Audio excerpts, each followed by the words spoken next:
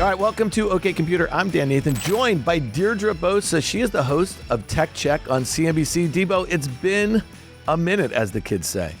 It's been a minute. A whole year has passed, as in the new year. So happy New Year, Dan. I'm thrilled to be here. Yeah. I mean, it's been, I think, a couple months since we talked. I think we were kind of going through Q3 tech earnings last we spoke. And generally, pretty good for all intents and purposes. I know that the focus is going to come on Q4 earnings, but more importantly, Q1 and 2025 guidance. So we're going to hit that. We'll get like how the macro might be affecting that. We got to talk about these new restrictions on chip sales. Is that a Biden administration in their last week? Again, this has been an onslaught over the last 6 months or so, but you did some great reporting on Tech Check, so we want to hit that. AI models, actually, as it relates to that. You were talking a little bit about the Chinese and how they've been innovating despite those bans. Apple iPhone sales, I don't think this is going to come as a huge surprise, but down year over year. Apple Intelligence been a bit of a bust. And then we're going to kind of hit Mark Zuckerberg. And you know what? We could kind of rhyme some stuff with that, but this is a family show, so we'll do that at the very end. Dee, where do you want to start? Like, as far as the macro is concerned, this brings me back to 2021. I've been kind of thinking about this a little bit. A lot of folks are trying to make a comparison between the dot-com bubble and what's going on with Gen AI, and there's certainly some similarities. I mean, there's lots of huge differences, and we don't have to debate that right now. But at the end of 21, when we saw interest rates starting to go higher, the Fed indicated they were going to do that to battle inflation. Well, here we are. We have inflation, which has at least stopped going down, right, and possibly going back up. CME Fed Funds tool is kind of pricing in very few rate cuts, and some folks are suggesting higher rates, higher dollar. When I think about this is what happened in 2021 when we saw a big turn in tech. Are you focused on the macro, or a lot of the folks, whether they be investors or some of the companies, focused a little bit on the macro right now? The macro is important. What's different between today and 2021, obviously, is the whole Gen AI movement, that it's here, that ChatGPT came out at the end of 2022, and that still underpins so much of the market. And you could argue that, the big tech companies that are spending the most on generative AI and infrastructure and GPUs, et cetera, they weren't really affected in terms of their spending plans by, higher interest rates last time. These are largely defensive companies. They have giant cash piles that they got to spend, and they got to stay on the cutting edge of innovation. So I don't think that changes their spending plans, maybe their valuations. That's a good point. And you talk about Apple, which I know we'll get to later, which has just been a really interesting story. But you also look at them in the Gen AI race. For a while, they were exciting, but they kind of haven't really followed through on that yet. Apple Intelligence has been a little bit of a bust. But here's the main thing that I want to get across. We haven't talked, I think, in a few months, and so much has changed in the generative AI complex, in the investment thesis. Towards the end of last year, there was this really debate circulating in tech circles. Have we peaked in terms of AI technological advancements? And that is sort of the pre-training large language model advancements. That's OpenAI going from ChatGPT to ChatGPT-4, all the advancements at Anthropic and Gemini, and the idea that bigger is better, and we were always going to get bigger, better models. But all of a sudden, folks started talking about hitting the data wall, and that a lot of the advancements were going to be made post-training, right, in the inference side of things. And I think that has changed a lot of how we look at the trade, even in the public markets. If bigger's better and you're making these technological advancements, you need more GPUs, you need more infrastructure. So the thinking was that the mega caps, the hyperscalers, Microsoft, Amazon, Google, et cetera, we're going to be spending the same, Meta, I should say too, their CapEx ramp was going to continue to go higher. But what did we hear from Microsoft just a few weeks ago? They expect CapEx to be about $80 billion, which, yes, is a huge number, but that would essentially be flat on the fourth quarter of 2024. So that, has big implications. And yes, there's going to be a lot of spend at this next phase, the inference phase, but I think it's still unclear who the winners are and where that's going to accrue. Yeah, it's interesting on the Microsoft front, as you mentioned. So they just gave that guidance about $80 billion in CapEx. So again, flat-ish year over year. Those sorts of kind of guidance is not going to I don't, in my opinion, is not going to be able to kind of lift these stocks, especially in the face of some of the questions that you have about the training of these models and some of the kind of thresholds that they might hit. And, investors seem fairly downbeat as it relates to Microsoft, one of the early winners as far as from a narrative standpoint, right? And so obviously their investment in OpenAI, but the stock, really can't get out its own way. It was trading at 470 in mid 2024, and here we are now at 415 or so, and really underperforming many of the others. If you look at Meta, it's very near its all-time highs. I want to make one point, though, when you think about 2021, and I think a lot of folks forget this. Meta sold off 77% from its all-time highs made in November 21 to its lows in 2022. And a big focus there was the spending on the metaverse. And I think that, the fact that so few investors are willing to acknowledge that right now, that could potentially happen again. And I don't mean losing 80% of the value, because Meta is one of these companies that not only repositioned a bunch of that spending, right, but they obviously are building this open source model. It's benefiting the way they serve ads and the way that many of the 3 billion people that access their platforms on a monthly basis, are interacting with that. So again, I think there's a push and pull there, but thoughts on Meta, because I think that's one of the interesting debates as it relates to, let's say, a Microsoft or an Amazon or a Google that don't have this big public cloud infrastructure. Right. So you're saying they don't have the same kind of inflows from or place, even because it's not a hyperscaler like Amazon or Google or Microsoft. Yes, but they kind of are. They're just doing it all for themselves. Their spend is so huge. And you're right in the sense that they don't serve other companies. They don't have the same kind of customer base, yet their spending is so high. I'm fascinated by what they've done with Llama. And you hear so much about it from industry insiders here that, especially as we've sort of tapped out in these advancements in large language models, the closed source ones from OpenAI and Google, for example, Meta has a really interesting spot with sort of the prevailing open source one. You can get to the frontier now a lot faster. I think this year companies are going to start to realize that these open source models are more agile, they're more scalable too. So maybe these are the models that companies are going to be implementing into their own workflows, and they're going to use a Llama. So I think that, one of the themes of 2025 is going to be more uptake of these open source models, and that positions Llama and Meta very well. So I think that they could be interesting winners. The other thing that I've been playing around with, Dan, I got a pair of the Meta glasses. Have you tried them, the Ray-Bans? Dude, not only do I have a pair, I think you and I talked about them in late October. I absolutely love them. And that was like a huge gift for me over the last month or so in the holiday season. I think for the price point at like $325 or something, it's a great piece of tech. And I think it's a little underestimated, right? Because people like you and I, early adopters, we use them, we love them, but this is really like AI as it's meant to be used. And if 2025 is the year we've already been heading this way, that you're searching for the killer app, I mean, the glasses, I'm already convinced, has got to be, a killer form factor. Google has said they're working on a pair. Apple may be working on a pair, but Meta has a pair out that right now, at, like you said, a decent price point, and they look good. Yeah. I look great in mine. I'll send you a picture. I'll use them into a mirror and send them out. No, I think they're really cool. I mean, for me, I'm using them largely in place of AirPods because my ear is open when I have them on. And I think the camera thing is kind of cool. At my age, I'm probably taking fewer videos and pictures off of my head, but we'll see. It'll be interesting to see how they iterate. And I guess more importantly, they told us already that they're going to expand this offering across different brands, not just Ray-Ban and the like. So I agree with you.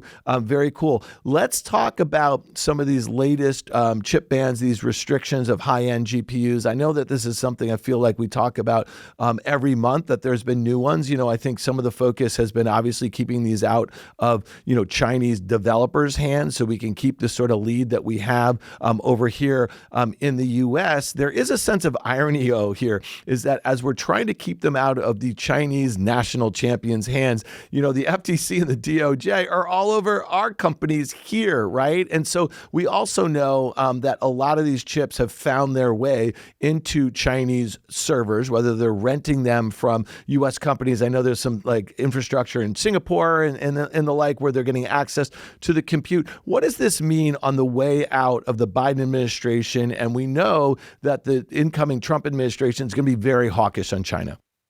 Yeah, and let's not forget that these chip restrictions were put in place by the first Trump administration. So it's easy to say this is, a Biden era thing, but actually it started with the Trump administration. And as you said, extremely hawkish. Both administrations extremely hawkish towards China. It doesn't feel like, Trump is going to roll them back. Although the only difference now is that he has a lot more tech and AI people in his ear who know they have not worked. They haven't worked at all. And this is, I'm absolutely fascinated by this subject right now. I can't get enough of it. The key takeaway is that necessity is the mother of invention. It's actually not even that Chinese AI research labs have been able to have access to the highest end chips by renting server space elsewhere. It's that they're using a less performative model, a dumbed down GPU to create large language models, open source models that are as good and are better in some cases than our own American models, which is just, such a mind-blowing thing.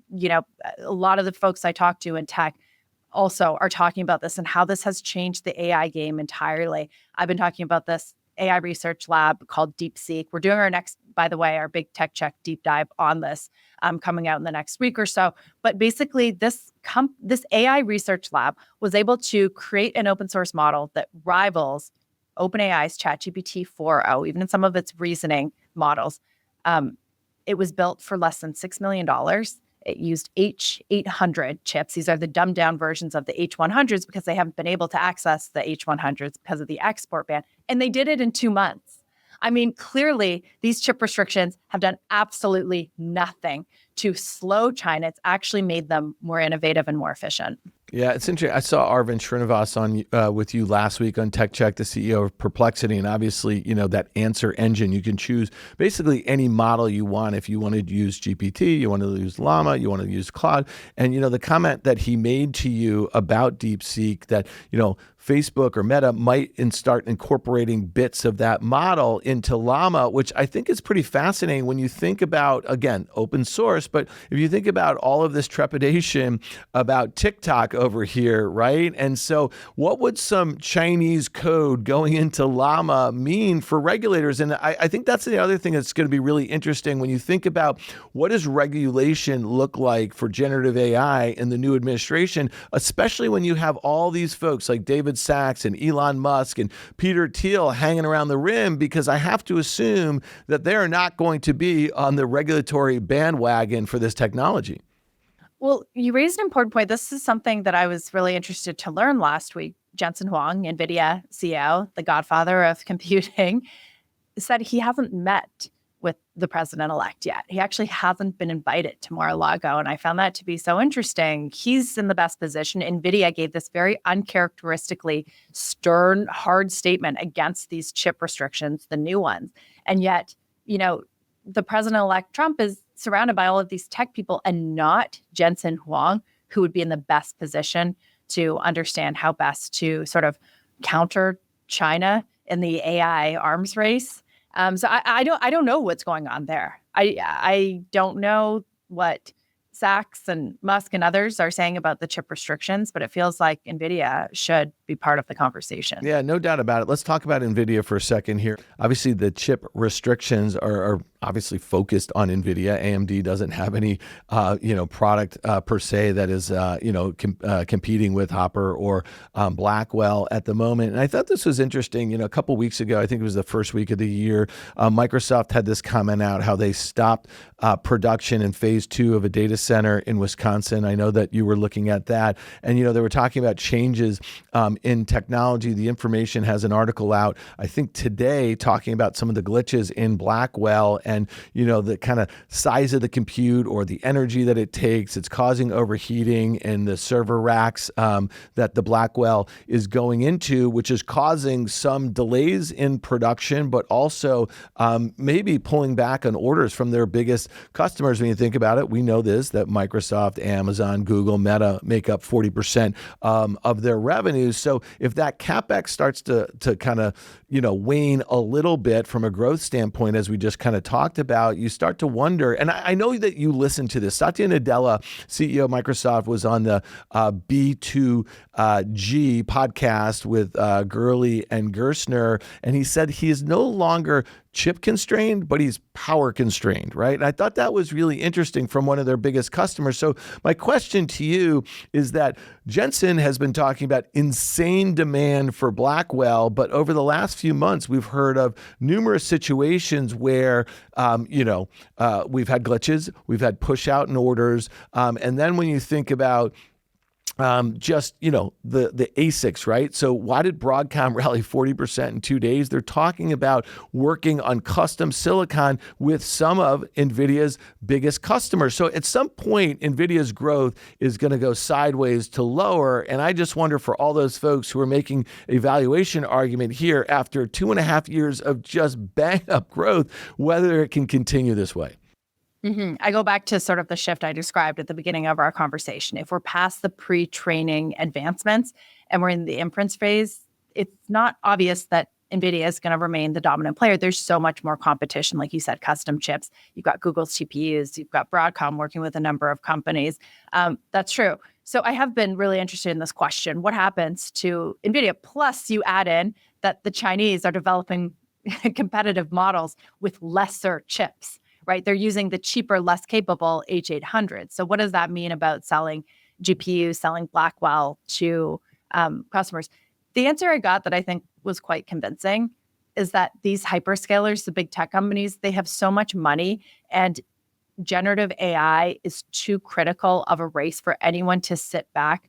Doesn't matter. They're going to buy Blackwells no matter what, because we don't even know the capabilities, what can be done with Blackwells yet, until they start getting into customers' hands in the data centers, building, tweaking models with them. And that, I believe that. I mean, you don't think Microsoft, Google, Meta, Amazon are going to sit back. They're going to buy those chips because of the promise and because of what NVIDIA Transformers did in the first place. Yeah, and this is why, to me, Q4 earnings are so important and Q1/2025 guidance, because the use cases of their customers kind of have to emerge, right? And if, all the training that goes on with the renting of compute from AWS or Google Cloud or, Azure, if that slows down, I mean, that's an indication that there's not a lot of uptake from their customers. Since we last talked, this whole battle between co-pilots and agents, that's been kind of raging, and again, we don't know what the uptake there, at least as far as Copilot and Microsoft's concerned. It doesn't seem, that promising in the near term, right? So when I think about this, if you want to start focusing on valuations of these stocks, again, Microsoft trades pretty expensive. NVIDIA seems kind of reasonable, but when you look at Google, fine, it's kind of reasonable. Meta, reasonable relative to their expected growth. But with the dollar where it is and how many of these companies get so much of their revenue from overseas, if you see a slowdown in demand for the compute that these companies are offering and they continue to spend, that's going to hit margins, which should take a couple turns off the valuations a little bit. So again, if we're going into a digestion phase, if all the stuff that we talked about, the chip bans and how that might affect here, custom silicon, how that might affect NVIDIA, I think there's still a lot of enthusiasm, at least in the stock market, as it relates to NVIDIA. So if that stock were to come in, I think you're going to see a lot of their customers follow suit. I mean, it's still early days, January 13th, but what we've seen so far this year, if it's any indication of what's to come, the AI trade isn't, working the same way that it was over the last few years. Even a lot of the software names, right? If we're in this next phase of AI development, the inference phase, it's supposed to be software companies, right? Creating use cases.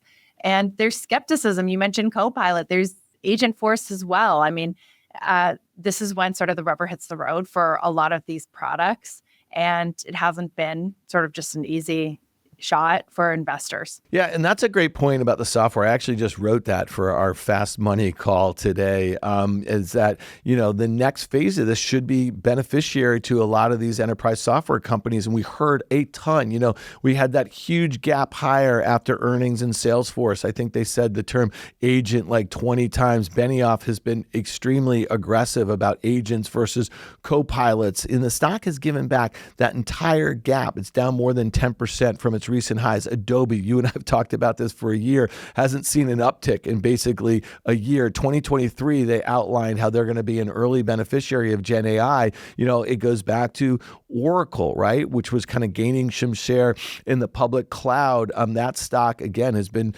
hit very hard over the last couple of months. They saw weaker than expected uptake in cloud when they reported a couple months ago, Workday now. So to me, I think you want to cover or watch these software names very closely because, again, that outperformance that we saw since early November relative to the semis has almost given it all back. Right. Well, I think that's right. That's exactly what we've been seeing. Should we talk a little Zuckerberg while we have a few minutes left? Yeah. Well, at the end of the day, he totally zucked it. When you think about what's gone on over the last 8 years or so, the guy, and I'd love to get your take. And I know that you've spent some time not only looking at this, but talking to a lot of folks in the Valley. This has gone from, 17 when he was sitting on that cushion in front of Congress about what happened in 2016 or all the different times that he sweated in the seat across from, Kara Swisher. This hard turn to the right for him. We've seen it with others. We saw it with Elon, but this has been kind of interesting. Again, a few months ago on the campaign trail, Donald Trump was saying that he is an enemy of the people. And if they have any problems with how they dealt with the election and he wins, he's going to find himself in jail for the rest of his life. We know that Zuckerberg and Elon Musk have been battling over a whole host of things, for the last 5 or 6 years or so. So for him in this hard turn, especially given all this other stuff that's going on, his personal life, the UFC stuff and the look and feel of this guy and what he's saying. And I know you kind of highlighted a little bit about what he said on Joe Rogan the other day. This is a pretty hard turn. And to go and bend the knee or kiss the ring or whatever after everything that he's been through, to me, it's pretty pathetic. He has all the reason in the world to make this turn, right? I think that a lot of the fact-checking stuff was so hard for him. I thought that he was vilified for a very long time, but the way he's done so, which you kind of hit on, Dan, it feels way more disingenuous. And I think that that's something that the tech community, his user base, others have taken note of, right? He is doing it right now. It's very trendy and very convenient to make this turn, whereas you've seen other tech leaders and CEOs make this turn when it was extremely unpopular, extremely difficult to do. Musk, spent $40 billion plus on Twitter to make this turn. He really put his money where his mouth was, and he did it when it wasn't at all certain that Trump was going to be elected again. You have people like Chris Best, the Substack CEO, who has long argued free speech ideals when it wasn't popular to do so. You had Brian Armstrong at Coinbase, who was kind of vilified for his comments too on politics in the workplace. Palmer Luckey comes to mind, Alex Karp, right? These are tech leaders that have been sort of singing this tune. So you believe that these are their ideals. Whereas Zuckerberg, in the 2020 election, he did a lot of moderation stuff that, the MAGA base did not agree with. So it just feels, the word that I've heard a lot and seen a lot when it comes to describing Zuckerberg for a very long time is spineless. And that's, I think people are having a little bit more of a difficult time buying it. And remember too, that he and Meta does not have the same kind of like cultural cachet that Musk and Tesla do. So for better or worse, it doesn't move the Meta stock price in the same way that it moves Tesla when Elon Musk says things. It'll be interesting to see how it evolves, but no doubt other Silicon Valley leaders who have done this in a much more subtle way are taking note. Yeah, the MAGA base, they look at these kind of coastal elites, and this has been the thing until we saw this huge turn, I think, in Silicon Valley and some of these mega cap techs. And, even over the weekend, Jamie Dimon, the CEO of JP Morgan, was also doing something that you would not have expected from him, and the way he was talking about Trump and expected tariffs and some of the policy in the light. And so when I bring it back to the elites, I could not see a time where, the MAGA base is so much further away in so many different ways from some of these, tech folks who've come into play, or these bankers and the like. And I just suspect that this is going to be something that doesn't end too well for a lot of these kind of tech billionaires, because what do we know about Trump? He burns everybody in and around him. So we'll see what happens there. The last thing I want to say about Zuckerberg is really interesting, because he put that thread out about some of the changes that they were making about content moderation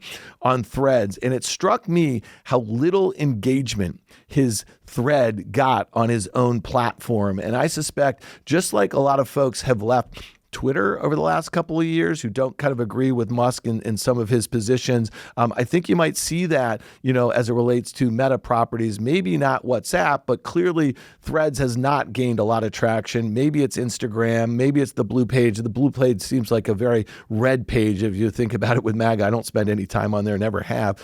So for whatever that's worth, keep reporting on that, the spineless little guy who's trying to make something of himself. Last thing before we get out of here, Apple Intelligence, it seems like it's a total bust. Year over year, we saw iPhone sales decrease. This is a company that had kind of, pinned its hopes on what it was able to integrate on their phone, licensing OpenAI technology, possibly Gemini. People did not upgrade the phones for Apple Intelligence. Apple Intelligence is not in China. We know that there's maybe 300 million Apple iPhones there. Thoughts in general about this? They're losing market share globally also. And last thing I'll just say is that this stock, because of the excitement around Apple Intelligence for the last half of the year, saw its multiple really expand. And we're seeing some turns being taken off that right now. I just can't imagine a world in which Apple Intelligence doesn't eventually work. And, Google's going to give it a good run also, and they have their own proprietary technology. Some of the stuff in the age of generative AI seems so basic. Like, I wish I could do it right now. I'm frustrated by it. I don't want to have to look through my emails to see when my mom's flight arrives and what the traffic is going to be like. It doesn't feel like that much of a stretch. I don't know why. It's not because a lot of the stuff was overhyped by the demos themselves. The demos showed it working perfectly and gave us sort of a false sense of how we'd be able to use AI within our devices. But I still do think that Apple and Google have the ecosystems. They have so much integration in their devices and services and apps and all of that I can't see it not working. And I mean, despite what Zuckerberg said, I think Apple is still a very innovative company. Yeah, no doubt. I mean, listen, if they get this right, I mean, my view after WWDC back in June was that eventually this will be a reason to upgrade your iPhone for, but not right now. And when you think about some of the expected, hardware changes, maybe a much thinner iPhone, in the fall, I think a lot of folks are going to wait until October, November and see what sort of improvements, Apple Intelligence has been rolled out, fairly slowly. Let's see if there's any monumental improvements, just like you talked about, productivity gains, on the phone. And I can see it, but the truth is, based on Siri, and you and I have mentioned this in the past, it's, you have no reason to be that optimistic that on that platform. So again, I think it's interesting that Apple this year so far has underperformed to the downside. Many of these other, mega cap tech. Last thing I'll just say, and you and I haven't talked, but we're done with the Mag 7 ever since Broadcom reached that kind of $1 trillion market cap. We're now calling it the Fateful 8. The market's fate is in the hands of those top 8 stocks. How do you think about that? Dan, I hear your Fateful 8, and I one-up you to Batman. This is from Barron's, and they say this is the new group, the Gotham Vigilante, Broadcom, Alphabet, Apple, Tesla, Meta, Microsoft, Amazon, and NVIDIA. All right, so I like that. I like both. I like that. I mean, again, those are all the names that I'm talking about. I think mine's a little easier. And mine is a double entendre, by the way, because the fate of the market is in these 8 stocks. All right, Debo, we covered a lot of ground. I really appreciate you being here. Let's not wait a couple months to do it again. So I appreciate it. Too much changes in just a couple months. All right, I'll see you in a couple weeks. Thanks, D.